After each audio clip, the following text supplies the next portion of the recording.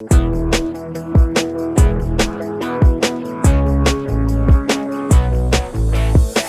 going on? We are back with The Rise with Skrizzly Adams. Me, Skrizz. I am here in Saskatoon, Canada. Adam, where are you located right now?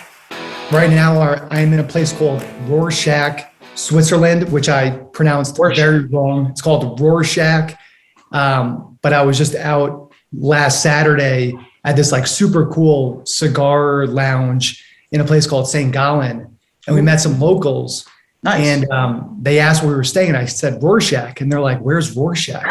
I'm like, "Rorschach." Even the locals don't know. You're from here. How do you? It's 20 minutes away. How do you not know where Rorschach is?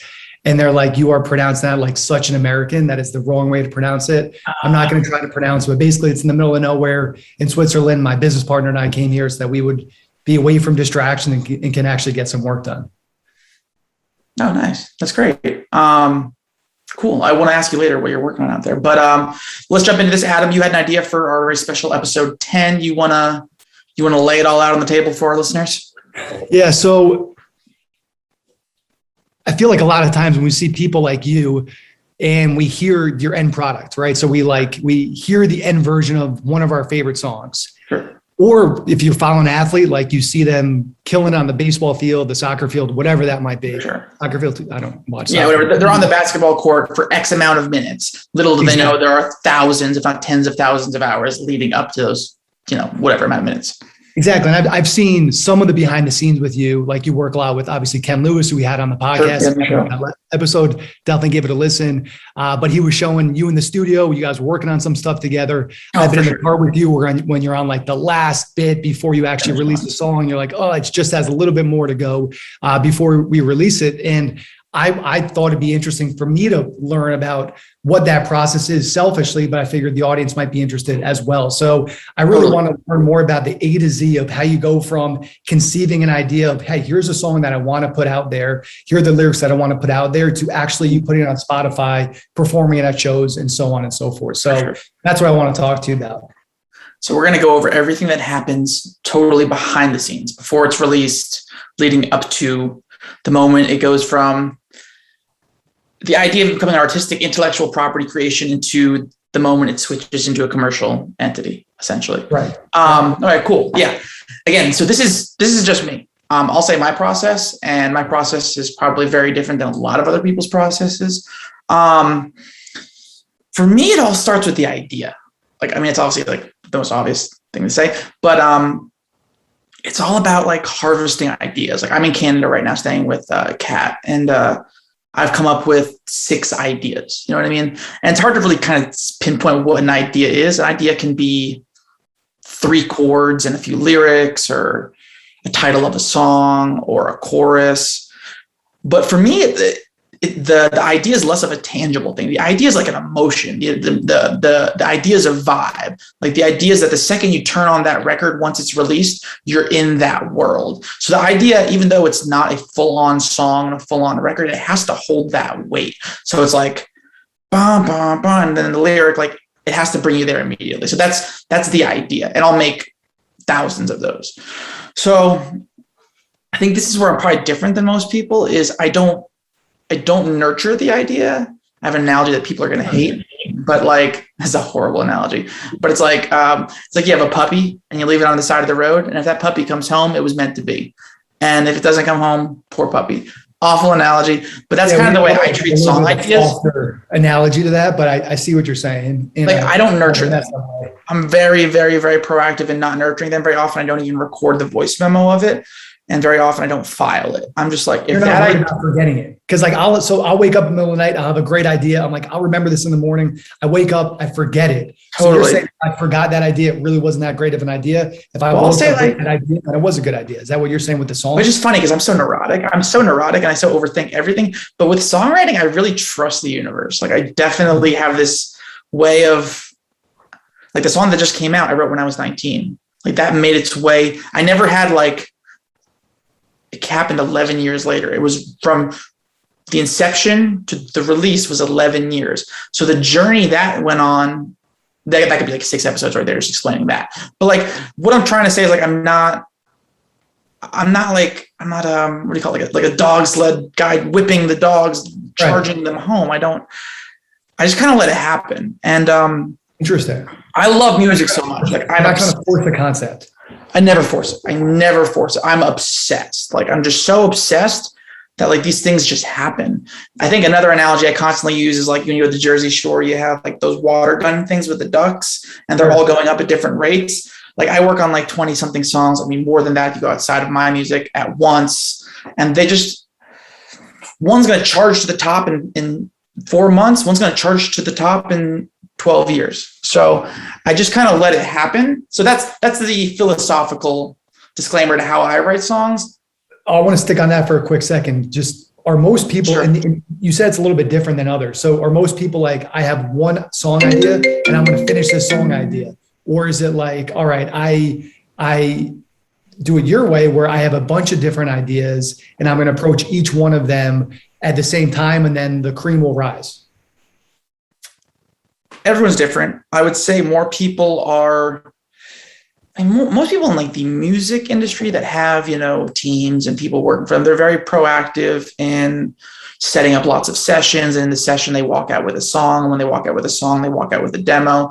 And then the label picks which 15 songs are going to be on the album. And then they're produced. It's more, not like shitting on anybody, but it's definitely more like factory based where it's like, we're going to harvest 50. We're going to take them to level. Whereas me is like, I can wake up one morning and just charge it all the way to the 80% line and then forget about it. It's not, you know what I mean? Like, it's just, I really believe, I think it was like Spielberg or someone who said, or someone about Spielberg saying like great art is a perfect balance of strategy and spontaneity. Like strategy is the process. Like we have this process where I know, like I write the first verse, I write the second verse, I write the chorus, I write the pre-chorus. Maybe I'm going to bring in a co-writer. I bring in additional production. We get the violin player. Like that's the process. That's the strategy. The spontaneities, not necessarily knowing exactly how it's going to unfold or being willing to take a left turn or all those things. So I really, really, really, really believe in the spontaneity. Even that like video, Ken, who was on our episode earlier, he recorded me singing a song, and we're working on that song right now. It's going to be on the second album. And I think even in that session, there was so much spontaneity. That was a really old song. That was like a 4-year-old song. And I think the vocals that we lived with on the demo were 4 years old, that we went into the studio and we said like, hey, like I was improvising lyrics. There are lyrics on the final version of the song that are completely improvised and make absolutely no sense. So it's like, I definitely believe in spontaneity, whether it be the nitty gritty of literally like improvising lyrics or spontaneity that we're going to throw this song away and it's going to resurrect itself in whatever way later. You know what I mean? So that's the philosophical, but I mean, I could definitely talk more about the actual process and like, would you like me to? Yeah. My biggest takeaway from that, and I think is interesting because I didn't know any of that is, and I give you credit for this because it's got to be really tough. Like when you're building a business, it's easy to get hooked in that business and get like emotionally tied to that business. And I can only imagine with the song, you would get even more hooked to it. So the fact that you have the patience to write a song when you're 19 years old, let it sit in one way or another for 11 years, and then be like, all right, now it's the time. Now I got it over the hump, whatever that might be. Now let's push it out. Like that's pretty interesting to me because I would imagine that's got to be a battle for most people, even just from like an emotional ego standpoint. Oh, for sure. I'll say like with age and with more release, that becomes a lot easier. Like definitely as a younger individual, I was like, oh, this is the way to do it. And I'm like looking back at some recordings like, man, I really wish I didn't do it that way. You know what I mean? I think the irony of it all is like by the time let's call it the 90, by the time we get to the finish line of the song, if you should fucking hate the song. You should, like out of all healthy, non-toxic reasoning, you should hate it. You should like listen to it so much? What? Is it because you've listened to it so much? Why should you hate it? Without question. You listen to it so much, you overanalyzed every detail, you've lost perspective, you overthink everything, you just hate it. So it's like, in that sense, that makes it easier. Like for someone like me who releases so much music, it's like when we get to that point, it's funny. Like it's funny. Like I'm sitting here listening to me talk, and I'm like, oh, this sounds very, I don't say corporate, but it sounds very like, we do this and we do that. But the fact that there's so much spontaneity to it is what actually makes it completely uncorporate and completely artistic, for lack of a better sense, or like authentic. It's like I like to believe like songs are of the moment, and which is funny because I'm like a very emotional, neurotic person, and like for some reason I have no problem. In the process, I get intense. It's like very intense. I was received a vocal the other day, and I was telling Kat, I was just like, I'm gonna be crazy for the next 2 hours. Just bear with me. You know what I mean? But once you're done, you're done. You know what I mean? Is that answering any question, or am I all over the place? Yeah, I mean, well, no, I guess I don't fully understand what you mean. What do you mean when you're done? You're done. Like once that song is on Spotify, you're like, all right, it's like, now it's time for me to relax and move on. Or how do you mean by that? By the time I have the final master, I've mentally moved on. And it wasn't like that when I was younger. I was like, I don't listen to it till the day it comes out. And then I'm like, oh, this is better than I thought. I thought it sucked total ass. This isn't terrible. But by that point, I've mentally moved on. Like I've just moved on. I'm trying to bring it back to, I think it just comes with age. You know what I mean? Like you just learn to you learn to appreciate the song for what it is. And you'd like to believe that, you know, I mean, you got to think of the greatest records of all time. Like Dark Side of the Moon happened in 1976, and maybe the technology of 1970, I think it was 76. I could be wrong with that, whatever. And that's like the best album ever made. And the technology of 76 made it sound like the 70s, but it sounded like maybe the engineer walked in, like you don't, like so many things happen that you just can't control, that you just got to be like, it's like a basketball game. You just show up and do your fucking best. I've definitely, like with my older age, my mustache and old age. I think this might be the most wise I've ever heard you talk. And I think it's because you have a stash now. I think you've become wise. It might be the stash. Yeah, the wisdom. But yeah, you just like, you can't, a song is a product of the time it's gone through. A record is a product of the time it's gone through. Like I look back on some older music, the first time I've ever publicly even said this, and I hear some of that in my singing, and I'm just so unhappy with my singing. But that's what I sounded like when I was 23, and that's what I sounded like when I was 24, and like that makes the whole catalog so much more authentic. You know what I mean? It's like, man, I really wish I didn't sing it like that, or man, I really wish I didn't use that snare. But I'm like, hey, that's the way things kind of were in 2016. You know what I mean? But this is going to be kind of jumping ahead of a lot of it. Then I want to bring it right back, because that exact note, like there might be a song you wrote when you were 23, or that you put out there that you produced when you were 23. And you're like, I don't love the singing in that. Okay. Now, when you play that song live, do you put a new twist on it, or do you try to sing it and perform it the same way you did? I'm always trying to improve as a performer, specifically now. So like I would like to believe every performance of a song, you're just tapping into the songwriting intellectual property, which is just the lyric and the melody and whatever. And the way I perform it is going to be exclusive to that moment and that day. If I had a rough day, I hope that reflects in the performance. If I had, you know what I'm saying? Like it should always just like the record was made on that day. Like that day I went to Ken's to record it, and I decided to improvise that lyric, and I was doing that thing, and that's what we decided to keep. That just is what it is. You know what I mean? Again, these are all very philosophical, just like big pictures. Like just believe that whatever the best thing in the moment was, that's what it's going to be. And I think every show should be exclusive to that.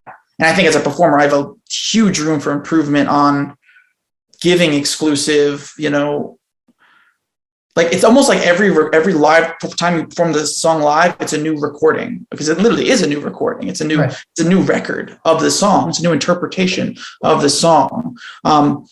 Like Dance with Darkness has like 12 million streams. I never go back and think I want to sound like the record. If anything, I want to sound better than the record.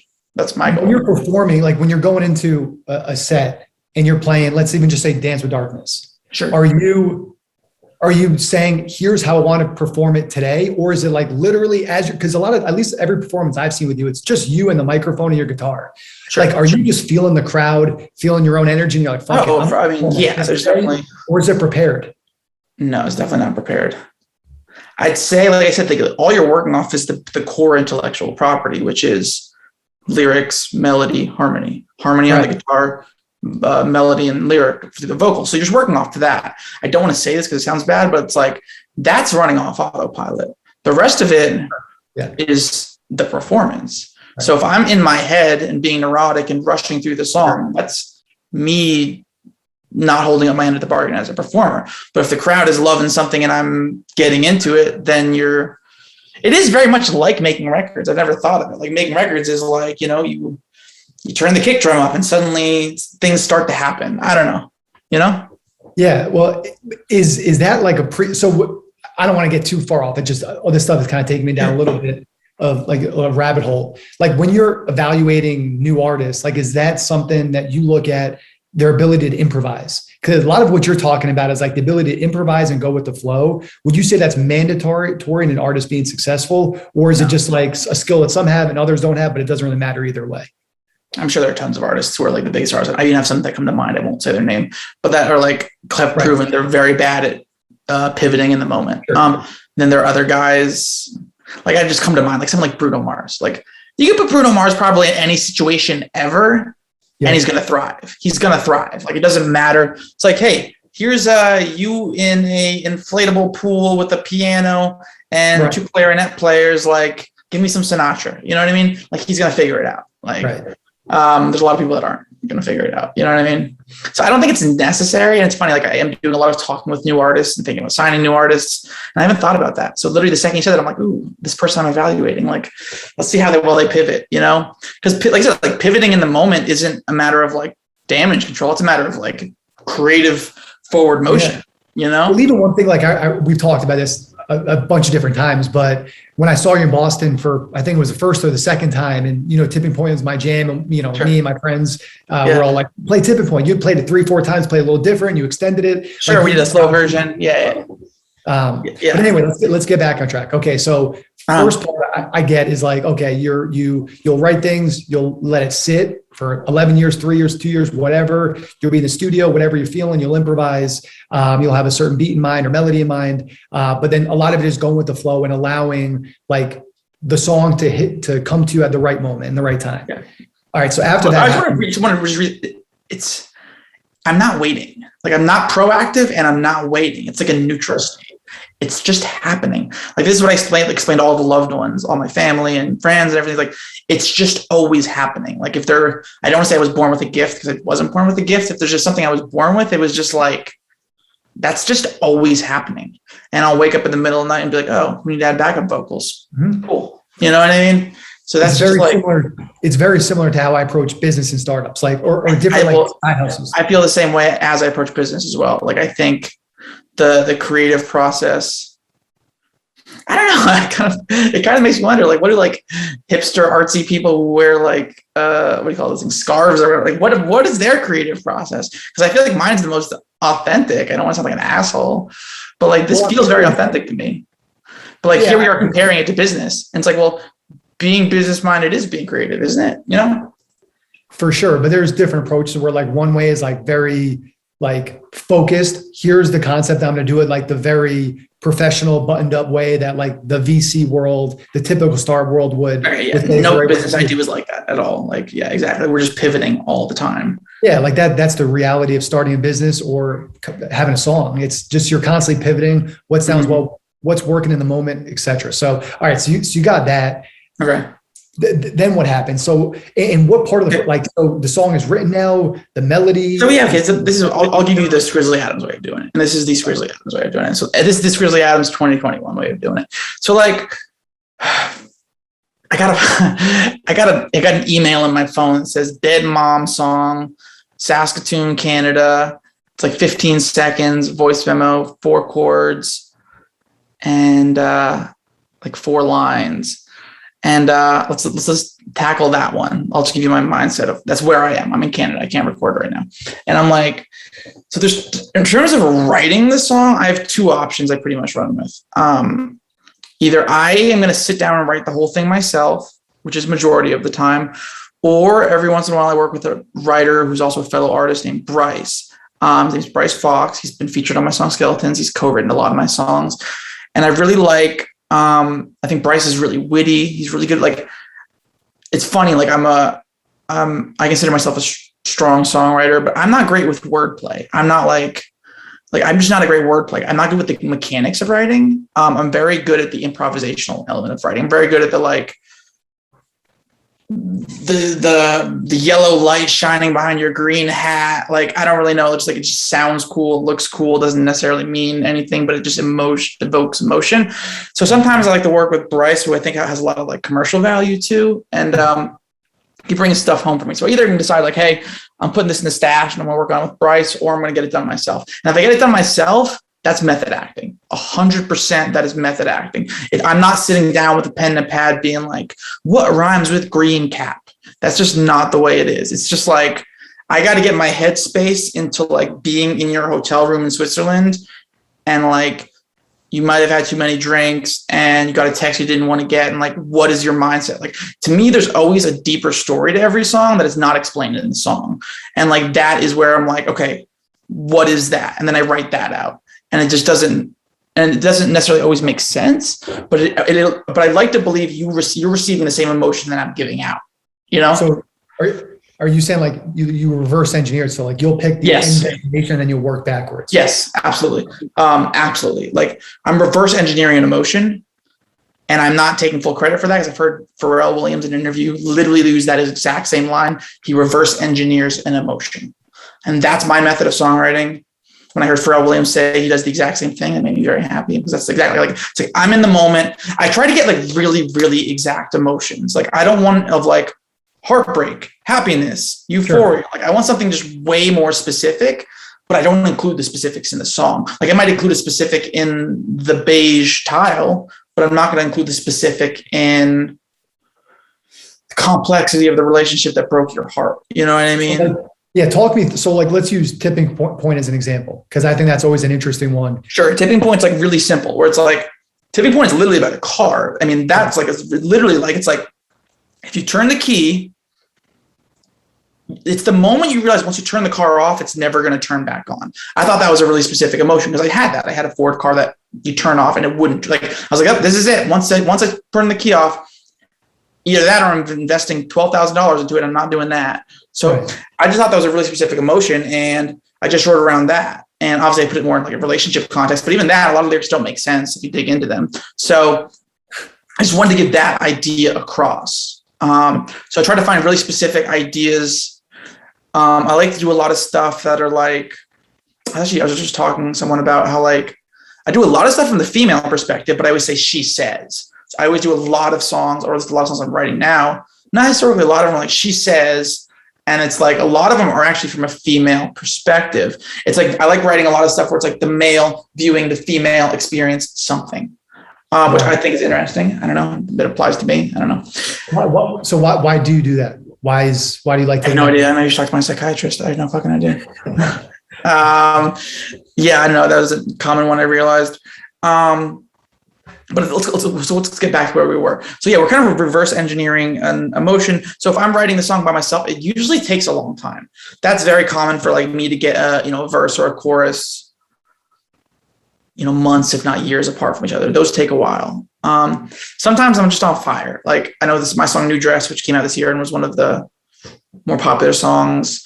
Like, I just sat down and wrote that whole thing in 45 minutes. And that was like a lot of lyrics. Where that was, I was just in the zone. But no, I will say this, for New Dress, I had the title and the concept. I had the title and the concept in my notebook for 2 years. I know that for a fact. And I always had she's in a new dress. That's all I had. That's literally all I had. And I knew the exact concept, because me and my ex-wife were really, really popular at an Italian restaurant. And I know once I got divorced and I was dating somebody else, I didn't want to bring her to that same restaurant because it raised too many questions. I thought that was a good concept for a song, but you can listen to that song and not even pick that idea up at all. I would like to believe the lyrics are potent enough, or you at least get the struggle feeling, or you at least get the whatever, and you can just make it whatever you want. I know the last line of the song is, that's why New Dress doesn't really make sense, because they all know she'd never wear a dress like that, because you think you're describing the same girl, but you're not describing the same girl, because that girl would never wear the same dress as another girl. And all my fans ever picked up on, not all of them, I'm sure some of them did. I didn't pick up on that. Yeah, didn't pick up on that, but it still did really well. Sometimes the mystery is good, or maybe I'm just a terrible songwriter. Who the fuck knows? I actually think it's one of your best strengths. I think ambiguity goes a long way. I think about like Fleetwood Mac or Nirvana, like well, it allows us to place our own meaning and experiences behind it instead. Like you're not forcing me to see it the exact same way you did. Like Tipping Point, like I said to you, I had no idea that was about a car. I related it all to what my experiences were because you left it a little vague enough where I could put myself into those shoes, which is why I'm sure songs like that and your songs in general resonate so well, because you're not forcing the exact scenario for us. You're allowing us to create our own scenario. We're reverse engineering the emotion. We're not reverse engineering the story. Exactly. That I think is like the key. Yeah, that's exactly what it is. Like I'm here to give you an emotion. The story and the context it's all you, you know? Can you share just as like a little teaser, and this might not come out for 4 years or 10 years. Sure. Is there an emotion that you have right now that you're in the process of reverse engineering? Like, is there a song like you said with New Dress, you know, that was 4 years ago, you had that concept. Is there a concept you have today that you haven't dug into yet, but you think could be big? Yeah, give me 1 minute.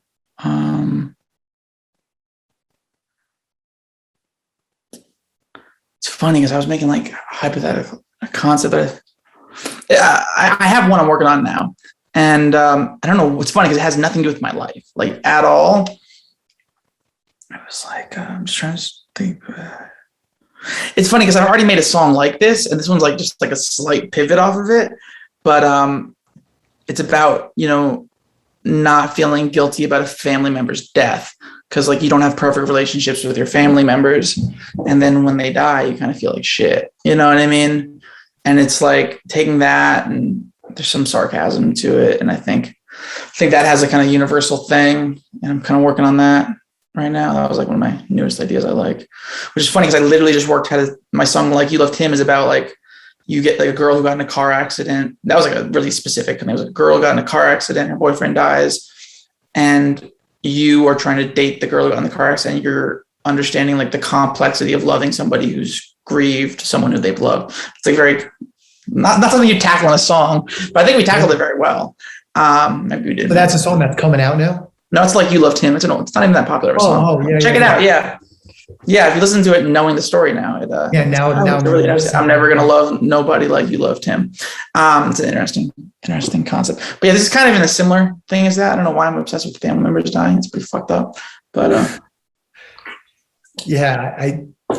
but anyway, that's another topic. Yeah, we're not going there. Like another creative sense of that, but that's for another episode. Sure, okay, let's get back to the thing. So we're gonna write the song. Okay, then I'm gonna produce out something. That something might take it really, really, really, really, really, really far, or that something might sound like ass. But I'm going to produce out something, and you're going to have a rough version of that song, and I might dig into that. Just so everyone's clear, basically, you're saying you go in the studio and there's some guitars, there's some drums, there's some bass. You hear me sing it. Maybe there's some harmony. That's just you, right? That's just you. Maybe you have one other. You know, maybe if you're working with Bryce, it's you and him. Maybe sure, like that, or like a guitar player. Like my friend Andrew plays a lot of guitar. Maybe I don't play all the instruments, but I'm putting the whole thing together.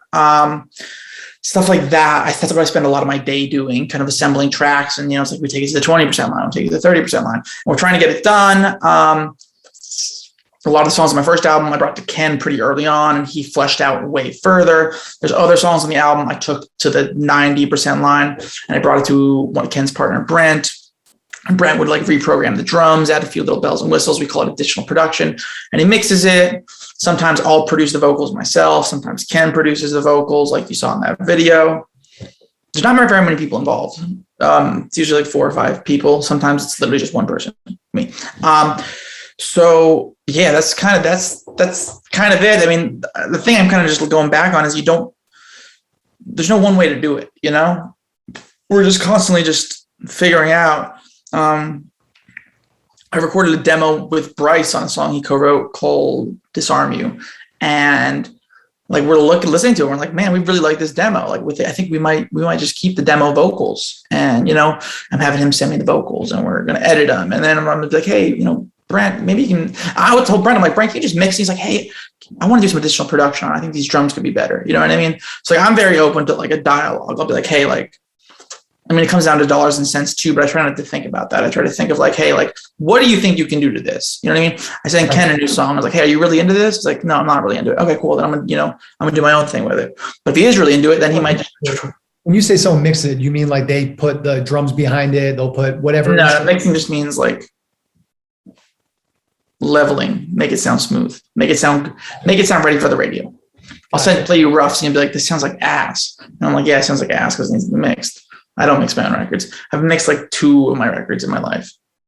So then, okay, so someone mixes it, then it's sounding like it's better quality, and then you're listening and saying, all right, where can I? People take the mastering. I don't take the mastering. I'm like one of the few people I know that doesn't do that.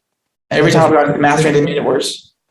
Not every time. I've worked with some great mastering engineers. I just feel like my mixers know my sound so well. Brent can mix all my stuff. They just know my sound, and my sound is very commercial, but it's very custom to me. So I think some of the tricks that they do to make things radio ready just kind of work against me. Like I know I brought in a big mixer and he made it sound amazing, but I was like, yeah, but the record isn't right. It's just not right, you know? So when what is mastering then? What's the difference between mastering and mixing? Is taking the 70 tracks in the song, the kick, the snare, the vocal, the backup vocal, and making it all mixed together evenly. You know what I mean? Mastering is taking that one final track, the one mix, and just like the compression, the EQ, the little tiny tweaks to make sure the bass is just loud enough. Sure. But my guys dial it in so good that it doesn't matter. They're essentially mixing is the 70 turning into 1, the 1's turning into the 1 final track. You have this one file, it's mixed. Is that done, or is it now it's done. 80%? So that's 100% of that. It's over. It's over. I got it sitting in my Dropbox. I upload it to my distributor. And then in the morning it comes out. I'm supposed to wake up at midnight and tweet about it, but I forget because I turn my alarm off and say, fuck this, I'm tired. And then I get a bunch of messages in the morning like, oh shit, we got a new song out. And there we are. So yeah, but there's something more than with the distributor, because it's not like you just put it out there, then it comes out. Like it comes out every Friday. I want to talk about the business side of it. I mean, I send out like a dozen emails. Like there's a ton of that too. But you don't like put it in, because you have songs that are done. Like you probably have, when's the next song you're releasing? Just today's December 8th. You can't say. Okay. Can't say. Like, give me. It's actually a surprise. The day it comes out, no one will know it's coming out. Interesting. When was the last song you released? Was it last Friday? Come out tonight. That was like 10 days ago. Yeah, so about like December 1st ish. When was it done? When was it mixed, ready to go? 4 weeks before that. Okay, so about a month. You and or your team had time to like prepare to say, all right, we're getting ready to launch this on December 1st. Yeah, of course. Okay. Yeah, of course. You want to upload it early. Like the Spotify, your sister works Spotify channels, like Spotify, Amazon, Apple, they all want it in the system as early as possible. Sure. You're fighting for space. You can't get in the system 3 days in advance and expect to get support. Okay, cool. So that's the finished product then. Yeah. I know it ranges, obviously. You got things that were 11 years. You probably have things that are, I don't know. What was the quickest? What was like the fastest from conception to it I was just thinking about this actually. I heard like a Jason Aldean interview where like the moment they wrote the song, the session to the minute it being on the radio is 3 weeks, and it has Carrie Underwood on the song. I'm like, how did they do that? They wrote it, produced it, recorded it, got her to record it, mixed it, mastered it, got it to the radio in 3 weeks. My shortest is probably very long. It's probably very, very long. Maybe a year.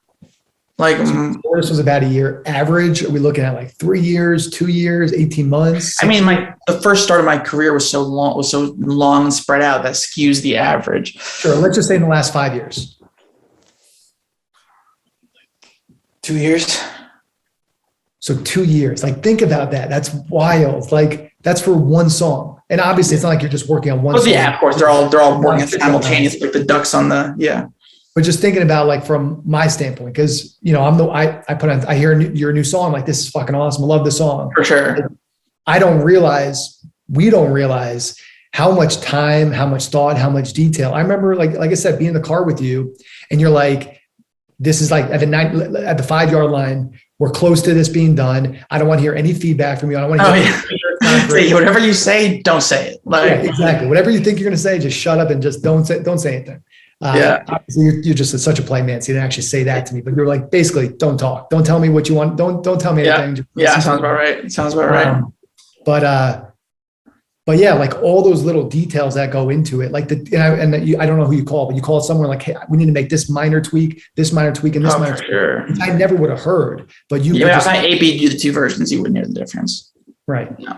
All right. So that's interesting. But then, so about how many music videos have you put out for your music? 4. About 4. When did you and why did you decide to do those music videos?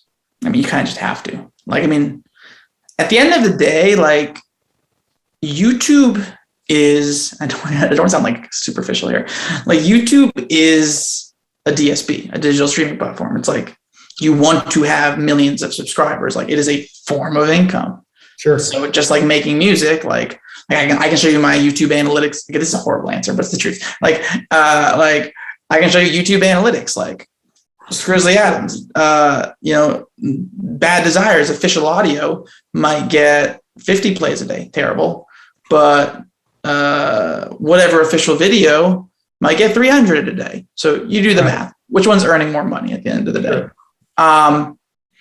Music videos are more of a promotional tactic. You know what I'm saying? But yeah, sure. But like, why do you not do it then for all your songs? Why has it been? But it costs a ton of money. Right. But how do you choose which 4 to do? Are they like your hottest songs?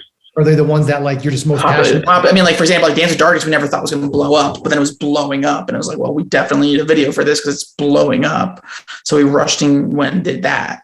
I'd say popularity. Like we got stuff coming out for album 2, and it's based on. Like it's not the best thing. I'm not the most visually oriented artist. Like in terms of like my artistry, at the end of the day, I just want to be transparent with my fans. I don't write a song and be like, oh, I see beige or whatever. This is not who I am. Like I don't know how to even dress myself. Like in the woods, in a cabin for 2 weeks. And that's just not who I am. I'm more like, oh, this song has 4 million streams. Like, let me shoot an email to this director and see what he thinks. And then be like, oh, this is, again, it is a business. And be like, hey, this is the budget. Like, what do you got? And he's like, great, cool, let's do it. Or like, hey, we're going to pass. You know what I mean? You'd like to believe that the videos are going to make you mean a lot of those major label artists, I forget, like NF, like I work with NF's guy a lot. Like NF's videos will cost them $60,000, but he'll make back 120 the first 2 weeks. You know what I mean? So it's a good business in itself, and people get really into it. And, I'm definitely more hands off. Let visual creators be visual creators, Do you don't think you're a visual creator? No, let's be honest, I'm not. Would you want to be? Nope. Just not interested? It's just the truth. It's just the truth. Yeah, even in your music videos, I feel like I'm trying to think of all of them, but I think I've seen them all. And I feel like you always play a backseat in it. Like you're not the main character. I'm never the main character. I'm working on it though. Actually, I don't want to say I think you see him, but I'm working on it. Yeah. I mean, I'm not it's not like a visually. I just don't I don't have the vision. I don't know. Like if I don't have the vision, why should I? Does that make sense? You're making this cute. What were you saying? I said, I don't know. I feel like it's very, I think it shows a lot of humility even. I'll take that. Yeah. More just dumb dude who doesn't know what he's doing, but I'll take it. Yeah. But, last question. I know it's kind of a longer episode, but selfishly, I think it's pretty interesting. Is there anyone that either you followed at a young age or now that you're like, okay, is there a reason why you do your songwriting process and your production and your mixing and how you produce your songs or when you produce your songs on Spotify, like every few weeks and all that stuff? Like, is there somebody or multiple artists or just people in the industry that you follow that, you've kind of followed their blueprint, or is this just something like that? Well, okay. I mean, there's separate answers here, but the quick answer is they're releasing constantly, a lot of the independent rappers of the world are doing that. Russ, my friend Chris Webby does that as a no-brainer. I mean, there's probably a million articles on that. Like it's a no-brainer. I'm not sure. I'm just a rock artist doing it. And honestly, if you're not doing it, I don't know what you're doing. So you're hearing it from me first. You should probably do it. But regarding the creative thing, definitely, and I'm saying this in this person is God. They literally refer to themselves as God, and I'm a mere peasant. But the way I treat it is definitely Kanye West. Kanye West is it's just so funny because he's the best record maker on earth. And this is number 8,000 talking about Kanye West, but he's the best at making records on earth. No one's better than him. He's better than the Beatles. He's better than all of them. but he holds no profound gift. And I love that about him, is like, he'll be the first to admit, he's like, not the best rapper, not even close. Like, he always says he wants to, there's other rappers like, I wish I sounded like them. I wish I sounded like the them. best vocalist. Like, and then the mechanics of producing, he's like, so many people shit on him in terms of mechanics, but he's just like here as like the band leader. And he's just like, he knows how to direct his people, and he knows the vibe. And I've never been in the studio with him, but you can just hear it in his records and from everyone that works with him, to the point where I'm sure he drives everyone crazy. And he's just so good at guiding the process. And I know Ken, who's worked with him, I don't think he talked about it, like him and Just Blaze, that producer also did a lot of the Jay-Z stuff. Like, they were so good at constantly flipping the record. And I think I don't do that enough. I definitely did more when I was younger, where they were like, it's not done, let's do this. And they would constantly change it. They would constantly change it. They constantly reinvent it. And I think Kanye is just like, it's a testament. I mean, you'll hear him say it in every interview. He's like, I'm just a visionary. He's Walt Disney, he's Steve Jobs. Like, but that's really what he is. I mean, he's so good at that I like to think when I write the song and I'm like, okay, it's time to focus on how we're going to make this into a record. It's like, you know, fuck the process, fuck the budget, like just have the vision. And once you got the vision and the confidence, I mean, Kanye's got so much confidence. He lives free, you know. He lives free. Yeah, he has his own rules. Without any barriers. There's no barriers. He has no barriers. He can do whatever he wants. And but he did have barriers when he was younger, and he made like amazing records. I mean, I'm sure he was screaming at the top of his lungs, like in the studio all night, but he made amazing records. He still makes amazing records. And I'd like to think I'm 1/millionth the ability of that. Like, that's what I want to do as a record making recording artist. You know what I mean? I love it. There's no better way to wrap up an episode of The Rise than a Kanye West reference. A Kanye story, because as you were saying that, I just listened to a recent Kanye interview, and they had like a ticker up of how many times he like name drops like just some like amazing celebrity, like just casual in the conversation. It was like, all right, whatever the hell it was. We should have a ticker every time we mention Kanye in a podcast. I'm pretty sure we're like at least 8 out of 10 right now. Oh, definitely. Everyone, thank you for tuning in. Adam, it was a pleasure chatting with you. Remember to subscribe, share if you have a favorite clip. If you have any questions, drop it in the comments or drop it on my Instagram or Adam's Instagram, and we will get back to you, and we'll see you next time. Okay? See you, brother. All right. Yeah. Nice talking. Later, man. Yeah. Peace.